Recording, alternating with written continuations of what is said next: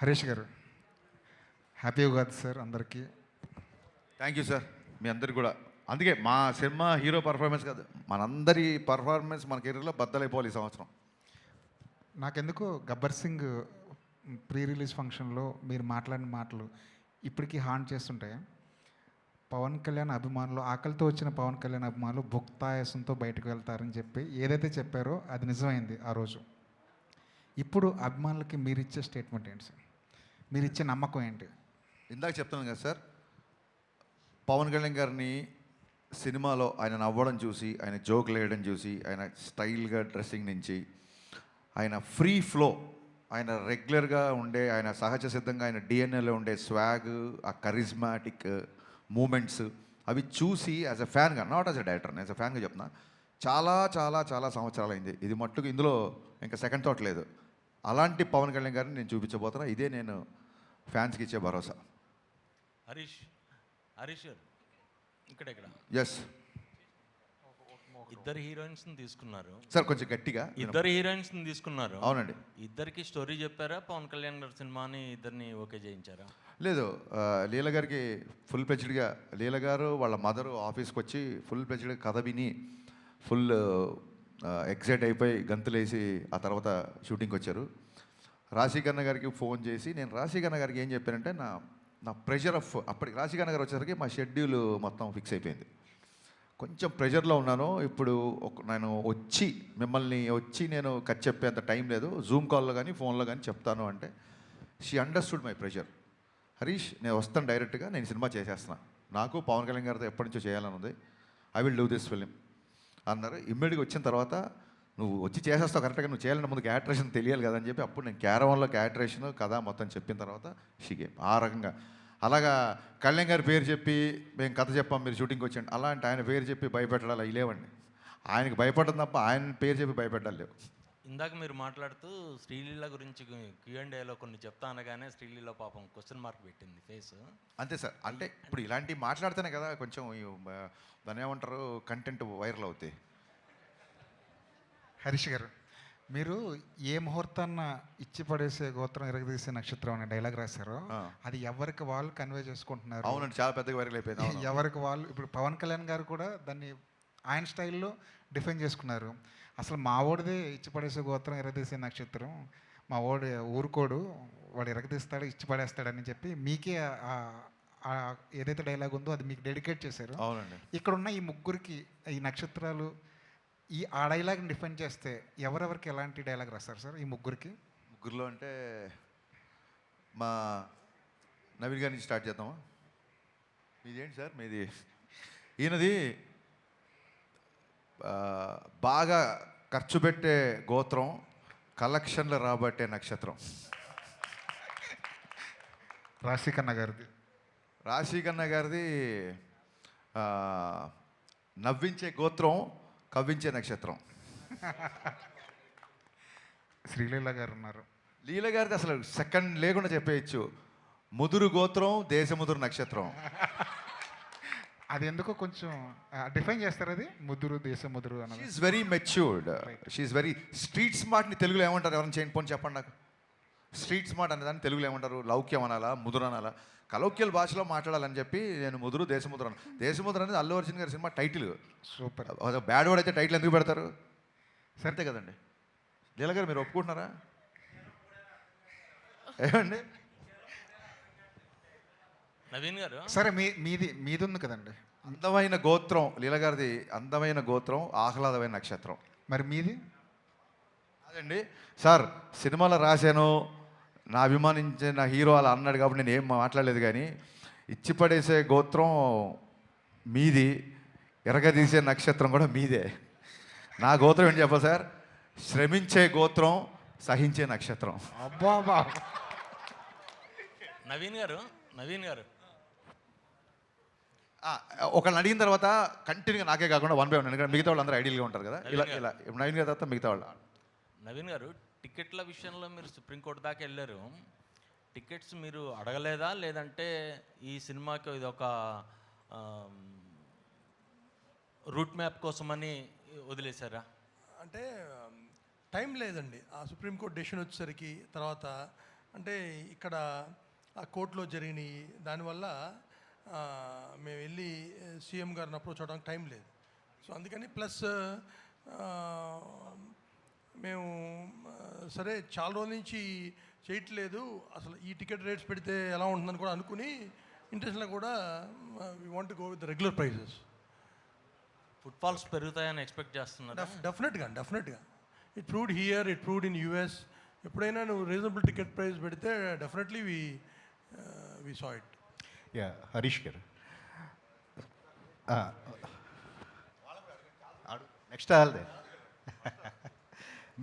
Next అంటే మీరు ఈ సినిమా మొదలెట్టినప్పటి నుంచి ప్రీపోన్ అయ్యే వరకు కూడా మొత్తం మీరే కనిపిస్తున్నారు. పవన్ కళ్యాణ్ గారు hero, but one of the hero మీరే అని చెప్పేసి కూడా చాలామంది మాట్లాడుతున్నారు.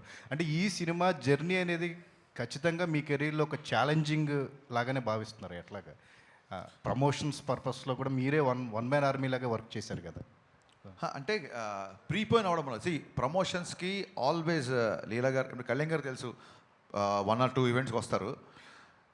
రాశి కానీ లీలా కానీ దే ఆర్ ఆల్వేస్ రాశి అయితే అసలు డబ్బింగ్ అయిపోయి టక్కన ఫోటో పెట్టేసి డబ్బింగ్ స్టార్ట్ అని చెప్పి రాశి ఈజ్ వెరీ అగ్రెసివ్గా ప్రమోషన్ చేస్తుంది. మన I don't have a single complaint towards Raashi and Leela. ఎందుకంటే దే హ్యావ్ అదర్ డేట్స్. మన సినిమా 26th అన్నప్పుడు ఆ 1 week బిఫోర్ నుంచి they kept the dates for the promotion. మనం ప్రీపోన్ చేసేసరికి they can't miss their other shootings కదా, and we can't also force them. So అందుకే కొంచెం వాళ్ళు తక్కువ కనిపించారు. సో నాకు బ్యాక్గ్రౌండ్ స్కోరు మళ్ళీ చెప్తాను, మరి కేవలం హైదరాబాద్లో తమన్ ఉన్నాడు కాబట్టి నేను గంటకోసారి అక్కడికి వెళ్ళి ఒక రీల్ చెక్ చేసుకొని మళ్ళీ మీ దగ్గరికి వచ్చి ప్రమోషన్ చేయడానికి అవకాశం దొరికింది. ప్రీపోన్ మూలంగా తీసుకున్న డెసిషన్ ఏది తమన్ బ్యాక్గ్రౌండ్ స్కోర్ వెళ్ళడం అనేది. సో తమన్ హైదరాబాద్లో ఉండడం మూలంగానే ఇంత ప్రెషర్లో కూడా ప్రీపోన్ అయినా సరే I could promote my film. And ఇంకోటి ఏంటంటే 1 man ఆర్మీ అని కాదండి, నాకు నేను ఏ టైం చెప్తే ఆ టైం నేను మీ సందర్భం వచ్చింది కాబట్టి చెప్తున్నా. సార్ రేపు ఇంటర్వ్యూ పెట్టుకోవచ్చా అని ఎవరిని అడిగితే సార్ రేపు పెట్టుకోవచ్చు, కానీ ఏ టైమో నాకు తెలియదు, తమను ఎప్పుడు పిలుస్తాడో నాకు తెలియదు. కాబట్టి నేను ఒక అరగంట ముందు చెప్తే మీకు ఓకేనా అన్నందుకు మొత్తం మీడియా పబ్లిసిటీ విషయంలో ఎంత సపోర్ట్ చేసిందంటే నేను మనస్ఫూర్తి సాష్టాంగ నమస్కారం చేస్తున్నాను మీకు. నేను ఏ టైం అంటే ఆ టైంకి మీరు ప్రమోట్ చేశారు. ఒక టైంలో మిక్సింగ్ జరుగుతుంటే నేను కనుక టెన్షన్ పీక్స్ అయిపోతుంది, ఓవర్సీస్ ప్రింట్లు వెళ్ళాలి అన్నప్పుడు నిశాంత్ గారు అయితే డైరెక్ట్గా అన్నపూర్ణ మిక్సింగ్ థియేటర్కి వచ్చేసి కెమెరాలు పెట్టేసి నైట్ 10:30కో 11 గంటలకో ఇంటర్వ్యూ తీసుకున్నారండి.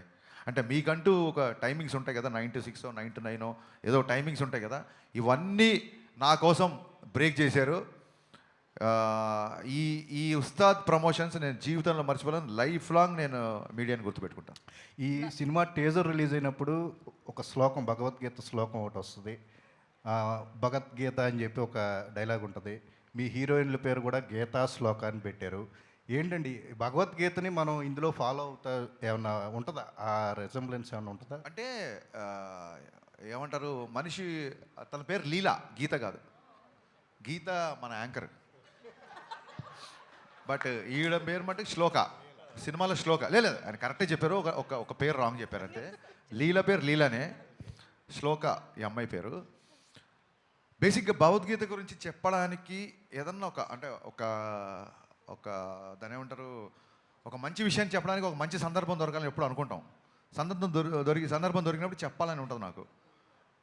భగవద్గీతలో ఉన్న శ్లోకాల్లో ఏ శ్లోకం ఎవరు చదువుతారు ఏంటి అని పక్కన పెడితే, ఒక తెలుగులో ఉన్న నానుడి ఏంటంటే శ్లోకం చదివిన వాడికి శోకం ఉండదు అని చెప్తారు. అంటే అదేదో మిరాకిల్ మ్యాజిక్ అయిపోయి మీ ఒక శ్లోకం చదవగానే మీ బాధలు వెళ్ళిపోయి మీ అప్పులు తీరిపోతాయి అని కాదు. శ్లోకం మీకు ఒక స్వాంతాన్ని ఇస్తుంది. శోకం ఉండదంటే కన్సోల్ చేస్తుంది, మనుషుల్ని కన్సోల్ చేస్తుంది, హీల్ చేస్తుంది. సో ఎందుకో ఈ మధ్య భగవద్గీతకి బాగా కనెక్ట్ అయ్యాను నేను. అందుకే ఇంకో డైలాగ్ కూడా ఉంది, ఇంకా రేపే సినిమా రిలీజ్ కాబట్టి లీక్ చేద్దాం. భగవద్గీత యుద్ధం మధ్యలో చెప్పారు, యుద్ధాన్ని మధ్యలో వదిలేమని చెప్పలేదు.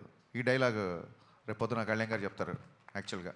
సో ఎందుకో తెలియకుండా భగవద్గీత ఇన్ఫ్లుయెన్స్ ఉంది. అందుకే సినిమా గురించి కూడా మీరు చూస్తే ప్రింట్లు వెళ్ళిపోయి ఒక 5 గంటల పైన పడుకొని 20 రోజులైంది. నిన్న ప్రశాంతంగా మార్నింగ్ 5 గంటలకు అన్నీ సెట్ చేసి లాస్ట్ ట్వీట్ అమ్మయ్య అని ఒక ట్వీట్ వేసి ప్రశాంతంగా 5 గంటలు పడుకొని వచ్చా. అందుకే చాలా ఉత్సాహంగా ఉన్నా. ఎంత కలెక్ట్ చేస్తుంది ఏంటి, భగవద్గీతలు చెప్పింది అంటే మీ పని మీరు చేయండి, ఫలితాన్ని వదిలేయండి అన్నారు. బట్ నాకు చాలా లేట్గా అర్థమైంది ఏంటంటే భగవద్గీతలో ఫలితాన్ని దేవుడికి వదిలేండి అన్నారు. బట్ సినిమా వాళ్ళకి దేవుళ్ళు ఎవరు? ప్రేక్షకులే. అందుకేనేమో ప్రేక్షక దేవుళ్ళు అంటారు, నాకు మొన్న అర్థమైంది. సో పని చేయడం నా పని, ఈ డైలాగ్ కూడా బాగుంది, పని చేయడమే నా పని. ఓకే, సో ఫలితాన్ని ప్రేక్షక దేవుళ్ళకి వదిలేస్తున్నాం. సో వాళ్ళు డిసైడ్ చేస్తారు రిజల్ట్ అనేది. అందుకు ఆ ఇన్ఫ్లుయెన్స్ అలా ఉంది యాక్చువల్గా. నవీన్ గారు శ్రీలీల గారు నవీన్ గారు శ్రీలీల గారికి ఇవ్వండి. మీరు మైక్ శ్రీలీల గారు 2 yearsగా ఈ ప్రాజెక్ట్కి కమిట్ అయి ఉన్నారు. ఈ ప్రాజెక్ట్ మూలంగా ఏమన్నా అవకాశాలు వదులుకోవాల్సి వచ్చిందా క్లాష్ వల్ల? ఎప్పుడు అడిగితే అప్పుడు డేట్లు ఇవ్వాలి కదా ఈ సినిమాకి. అంటే ఆ ప్రాసెస్లో మీరు అన్నట్టు ఐ థింక్ ఈ 2 years జర్నీలో కొన్నిసార్లు అలా జరుగుతాయండి, అండ్ అలా జరిగింది. బట్ ఇట్స్ ఓకే పర్లేదండి. నేను I've come to terms with it and I'm very happy. ఈ సినిమాతో నాకు ఇంకొంచెం లాంగర్ ట్రావెల్ ఉండడం వల్ల so I had to choose. Okay, అంటే ఈ సినిమా కోసం తను, నేను యాజ్ డైరెక్టర్గా చెప్పాలి, ఈ సినిమా కోసం తను ఎంత వదులుకుంది అని నాకు తెలుసు. బట్ ఈ సినిమా కోసం వదులుకుంది, ఈ సినిమా వల్ల వడ్డీతో సహా వచ్చేస్తాయి మొత్తం. ఓకే. హరీష్ గారు, టీజర్లో ఇందాక మనోడు చెప్పినట్టు భగవద్గీత ఇన్ఫ్లుయెన్స్, భగవద్గీత ప్రస్తావన బాగా ఉంది. దాంతోపాటు ఒక క్యాప్లు పెట్టుకొని ఒక గ్రూప్ ఉంటుంది. ఆ గ్రూప్ దగ్గర ఒక డైలాగ్ ఉంటుంది పవన్ కళ్యాణ్ గారిది. ఇది పేట్రియాట్కి సంబంధించిన, దేశభక్తికి సంబంధించిన డైలాగ్ ఒకటి. ఏ డైలాగ్? అక్కడ డైలాగ్ ఏం పెట్టలేదే. అంటే ఒక సరైన ఉంటుందండి, డైలాగ్ ఉంటుంది మీకు. ఏ డైలాగ్ చెప్తే నేను చెప్తాను. బొట్టు పెట్టుకునే డైలాగ్ ఒకటి, బొట్టు పెట్టుకుని ఒక డైలాగ్ అక్కడ ఉండదండి, అక్కడ ఉండదు, వేరే చోట క్లైమాక్స్ ఉంటుంది. ఓకే, అది హిందూ ముస్లిము లేదా ఇండియా పాకిస్తాన్ అనే టాపిక్ ఏమైనా ఉందా అక్కడ? జాతీయ సమైక్యత అనే టాపిక్ ఉంది. ఓకే, జాతీయ సమైక్యత అనే టాపిక్ ఉంది తప్ప మతాల మీద దాని మీద లేదు. అది మీకు యూబైఏ సెన్సార్ వచ్చినప్పుడే మీకు అర్థమై ఉంటుంది. అలాంటివి ఏం లేవు మన దాంట్లో, అలాంటి కాంట్రవర్సీలు ఏం లేవు. ఓకే. టైటిల్ విషయంలో కూడా ఒకటి ఉస్తాద్ భగత్ సింగ్ సంబంధించి ముందు సెన్సార్ పరంగా ఏమైనా ఇబ్బంది ఏమైనా ఎదుర్కొన్నారా? యూబైఏ వచ్చేసింది, సెన్సార్ వాళ్ళు చాలా హ్యాపీగా ఇచ్చేసారు. అన్న తర్వాత ఉంటే రాదు కదా. అక్కడ ఏమన్నా సెన్సార్కి సంబంధించి ఉస్తాద్ భగత్ సింగ్ని వాడారు కదా? అవును, ఇప్పుడు కూడా వాడాము. సెన్సార్ అయిపోయింది కదా, సర్టిఫికేట్ వచ్చేసింది కదా. ఎస్, అక్కడేమో డిస్కషన్ ఏం జరగలేదు అనమాట. కాదండి, అసలు వచ్చేసింది సర్టిఫికేట్, పోస్టర్లు అయితే రేపు సినిమా రిలీజ్. Yes, okay. అంటే ఒప్పించాల్సి వచ్చిందా ఏంటా అని? మీకు మీ వరుసలో ఒప్పించాల్సి వచ్చిందన్న? లేదండి, మన దేశ నాయకుల పేర్లు, లీడర్స్ పేరు చెప్పినప్పుడు అభినందనలు వస్తాయి తప్ప అభ్యంతరాలు ఎందుకు వస్తాయి? Okay yeah. నవీన్ గారు సో అంటే ఓజీ మూవీ బస్తో కంపేర్ చేస్తే ఇది కొంచెం బస్ తగ్గినట్లుగా అనిపిస్తుంది. దాంతోపాటు మీరు 5-6 years బ్యాక్ మూవీ స్టార్ట్ చేసినప్పుడు అనుకున్న బడ్జెట్కి ఇప్పటికీ ఎంత చేంజ్ ఉంది? దాంతోపాటు బడ్జెట్ విషయంలో చాలా వరకు నిర్మాతలు ఫ్రెండ్లీగానే ఉంటారు పవన్ కళ్యాణ్.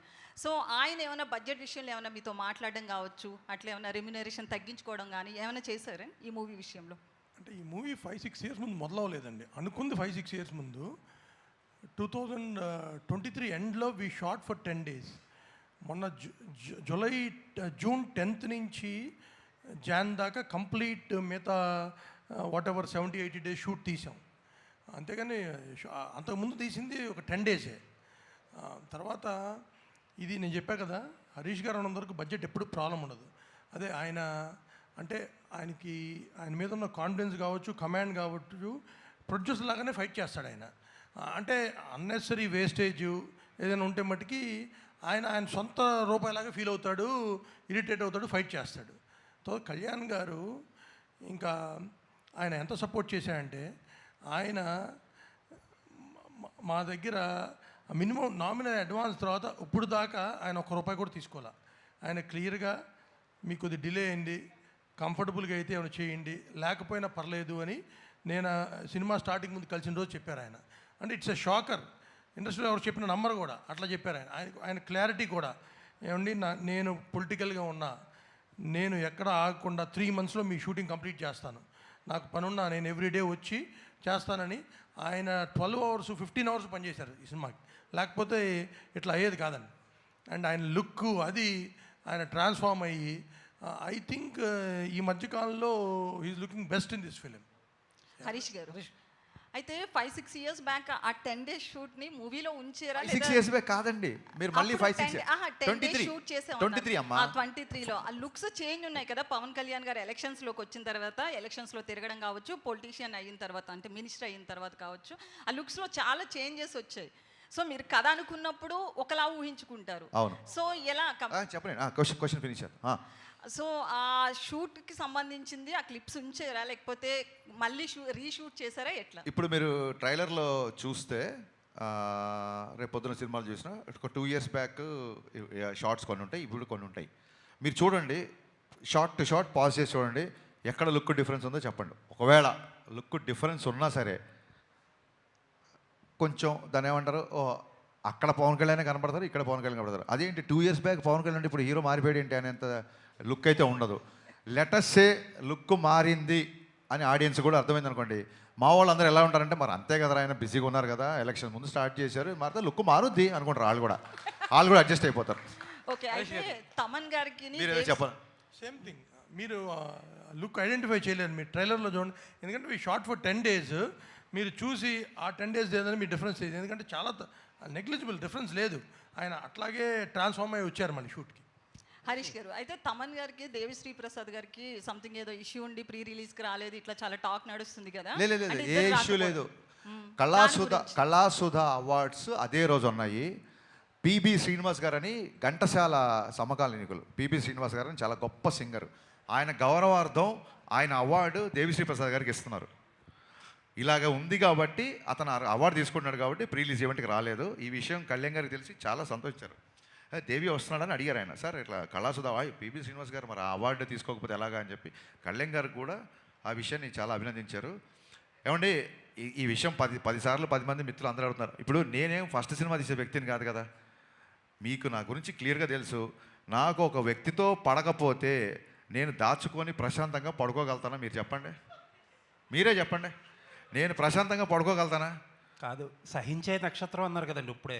అది ఈ మధ్య నేర్చుకోవాల్సి వచ్చింది. చూడండి, పోకిర్లో సత్యం రాజేష్ డైలాగ్ ఉంటుంది, అప్పుడప్పుడు ఫ్రెండ్షిప్లో 50,000 అప్పివ్వాల్సి వస్తుంది. అలాగా అంటే మెచ్యూరిటీ అనేది టైంని బట్టి వస్తుంది కదండి.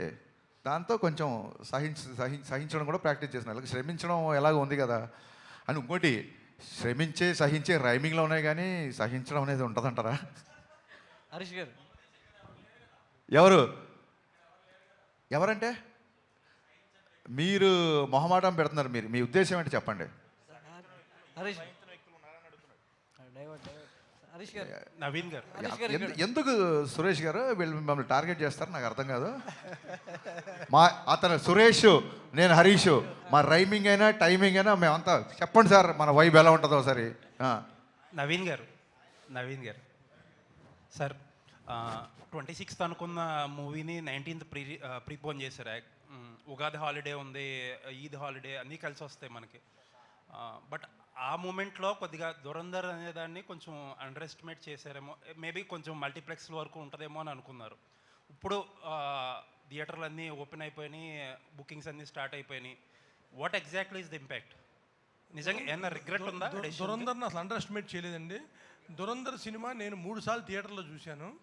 దురంధర్ నేను ఈ మధ్యకాలంలో చూసిన one of the best film. అది ఓపెనింగ్ డే 100 crores చేస్తుందని తెలుసు.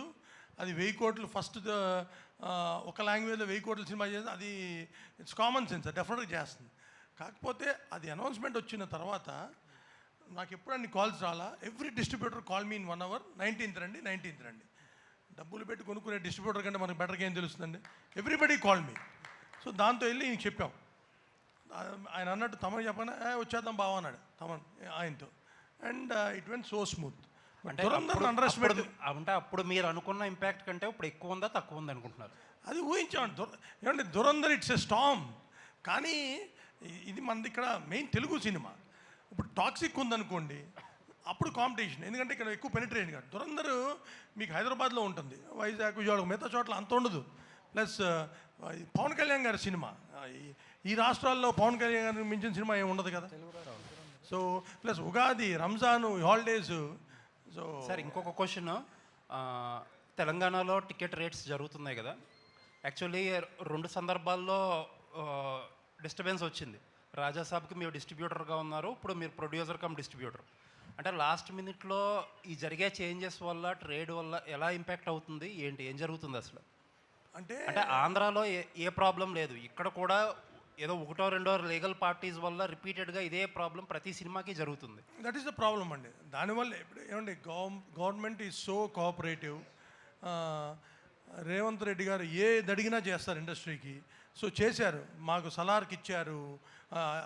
అంటే అసలు ఈ రేట్స్ బెనిఫిట్స్ ఏదడిగితే చేశారు. అదే కాదు, ఇండస్ట్రీ కోసం ఏది కావాలని ఆయన దగ్గరికి వెళ్ళినా ఆయన he's always welcome and he's doing everything. కానీ ఇక్కడ కోర్టులో ఇష్యూస్ వచ్చినప్పుడు సో వాళ్ళకి ఇబ్బంది వస్తుంది. సో దానివల్ల వచ్చిన ఇష్యూ అండ్ దీనికి టైం కూడా తక్కువ ఉంది. అండ్ వీ ఫెల్ట్ సరే దురంధర్ ఉంది, దురంధర్కి ఒక ప్రైజు మన దానికి ఎక్కువ, ఎందుకని మేము ఒక డెసిషన్ తీసుకుని this time we want to try this and it's we getting lot of appreciation and moment కూడా చాలా బాగుంది. అండ్ మీకు మీ లైనప్లో చాలా బిగ్ సినిమాలు ఉన్నాయి, మీకున్నన్ని పెద్ద సినిమాలు అట్లీస్ట్ 1-2 ఇయర్స్లో ఎవరికీ లేవు ఏ బ్యానర్కి. ఈ ప్రాబ్లంకి ఒక సొల్యూషన్ తీసుకురాకపోతే మోస్ట్ ఎఫెక్టెడ్ పార్టీ మీరే అవుతారు. ఏంటి sir, what is the road map now ఇక్కడ నుంచి? Solution is we have to get flexi rates అండి. We are going to approach both the governments in Telangana and Andhra and వాళ్ళు అర్థం చేసుకుంటారు. మేము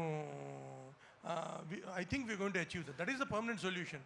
ప్రతిసారి ఇలా వెళ్ళి వాళ్ళ టైం తీసి వాళ్ళ ఇబ్బంది కలగడానికి ఫ్లెక్సీ రేట్స్ వస్తే ప్రాబ్లమ్ సాల్వ్ అయిపోతుంది. నవీన్ గారు చాలా స్టేట్స్లో ఫ్లెక్సీ రేట్సే.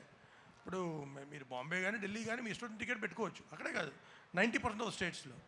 అది కూడా ఇక్కడ వస్తే ఇంక అయినా టికెట్స్ రేట్స్ అనేదండి సంవత్సరానికి 5-6 సినిమాలకే, మిగతా సినిమాలకి అసలు పెంచాలని అనుకోం. ఇప్పుడు యూఆర్ మేకింగ్ 1000 వారణాసి చేస్తున్నారు, లేకపోతే పెద్ది వస్తుంది రేపు, అల్లు అర్జున్ అత్లీ గారి సినిమా కానీ ఫౌజీ కానీ పెద్ద హీరో సినిమాలు డ్రాగన్ చేస్తున్నాం, ఎన్టీఆర్ గారు ప్రశాంత్ గారి సినిమా. అంటే మనం మేము జార్డన్ వెళ్ళి తీసాం, extraordinary visuals. Per day we spending crore and half. అంత ఖర్చు పెట్టి విజువల్ ఫీస్ ఇద్దాం అన్నప్పుడు ఆటోమేటిక్గా డెఫినెట్గా వీ నీడ్ హైయర్ ప్రైజెస్. 5-6 సినిమాలు తప్పితే మిగతాటికి గోల్ లేదండి. దానికి యాజ్ ఇట్ ఈస్గా ప్రైజెస్ కంటే అవసరం లేదు కూడా. All the best. నవీన్ గారు హరీష్ గారు. నవీన్ గారు